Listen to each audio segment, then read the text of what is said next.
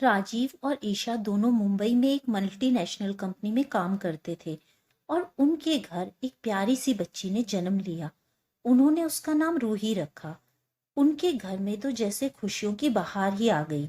पर काम की कुछ ऐसी मजबूरियां थी कि ईशा को कुछ महीनों बाद ही ऑफिस ज्वाइन करना था। मगर वो रूही को कैसे छोड़ सकती थी। इसलिए राजीव और ईशा ने रूही के लिए एक आया की खोज शुरू कर दी। उन्होंने बहुत सारी लड़कियों से मुलाकात की, फिर उनमें से एक को सेलेक्ट किया। नाम था राधा। वो भी ईशा की उम्र के ही आसपास की थी। राधा मुंबई में किसी चॉल में किराए पर अपने पति के साथ रहती थी। उसका पति ऑटो ड्राइवर था। राधा को रूही बहुत ही प्यारी लगती थी। वो तो उसके साथ दिन भर खेला करती थी। सुबह से शाम कैसे हो जाती थी उसको तो पता तक नहीं लगता था। शाम के समय जब वो अपने घर जाती थी तो उसका मन रूही को छोड़ने का ही नहीं करता। एक तरह से देखा जाए तो राधा को रूही से प्यार हो गया था और रूही भी मस्त होकर राधा के साथ दिन भर खेलती रहती थी। राधा तो मानो अब उस परिवार का हिस्सा ही बन गई थी। रूही तकरीबन 5 साल की हो गई। उसके स्कूल का पहला दिन था। जब वो स्कूल के लिए तैयार हुई, राधा तो उस दिन बहुत खुश थी और उसने अपनी आंखों से काजल निकालकर नजर का टीका भी रूही को लगाया। सब कुछ बहुत अच्छा चल रहा था। पर एक दिन घर में रूही की बर्थडे पार्टी थी, जिसमें बहुत सारे गेस्ट घर में आए हुए थे।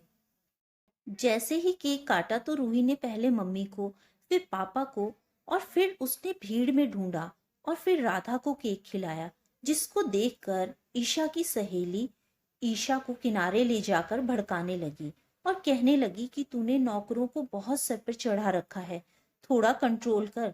इस तरह से तो वो तेरी लड़की को तुझसे छीन ही लेगी। जरा ध्यान रखना इस पर। ईशा ने कहा, नहीं नहीं, तू गलत सोच रही है। ये तो उसे बहुत प्यार करती है। जब ये 3 महीने की थी तब से ये ही हमारे घर पर है और उसने हमें कभी कोई शिकायत का मौका नहीं दिया। लेकिन मन ही मन ये बात ईशा को अब परेशान कर रही थी। एक दिन जब राधा रूही को स्कूल छोड़ने जा रही थी, तभी एक बच्चा जोर से साइकिल चला रहा था। वो तेजी से रूही की तरफ बढ़ रहा था तो राधा ने रूही को धक्का मारकर दूर कर दिया और खुद साइकिल से टकरा गई। उसी समय राजीव भी अपनी गाड़ी स्टार्ट करके ऑफिस की तरफ निकल रहा था। उसने सब अपनी आंखों के सामने देखा कि राधा को हाथ पर चोट आई थी। उसने कहा, तुम चलो डॉक्टर के पास मेरे साथ, और रूही को उसके पड़ोसी के साथ घर वापस भेज दिया। रूही को भी हाथ में छोटी सी खरोंच आई थी। जब ईशा ने रूही को आई खरोंच को देखा, वो राधा पर बहुत गुस्सा करने लगी। ईशा को लगा उसकी सहेली उस दिन ठीक ही कह रही थी। जब कुछ समय बाद राधा वापस घर आई तो ईशा ने राधा को बहुत कुछ सुनाया और उसे काम से भी निकाल दिया। पर जब शाम को राजीव आया और उसे जैसे ही पता लगा कि राधा को काम से निकाल दिया, तो वो ईशा पर बहुत गुस्सा हुआ। राजीव ने पूरी बात ईशा को ठंडे दिमाग से समझाई। फिर ईशा को बहुत ही पछतावा हुआ। शाम को वो तीनों राधा से मिलने, उससे माफी मांगने उसके घर गए और वहां वो देखते हैं कि राधा रूही की फोटो अपने सीने से लगाए रो रही थी। ये सब देखकर राजीव ने ईशा से कहा, ईशा, कुछ रिश्ते शक करने के लिए नहीं, दिल की तिजोरी में संभाल कर रखने के लिए बनते हैं। ईशा, हमें तो खुश होना चाहिए कि हमारे अलावा भी कोई हमारी बेटी से इतना प्यार करता है।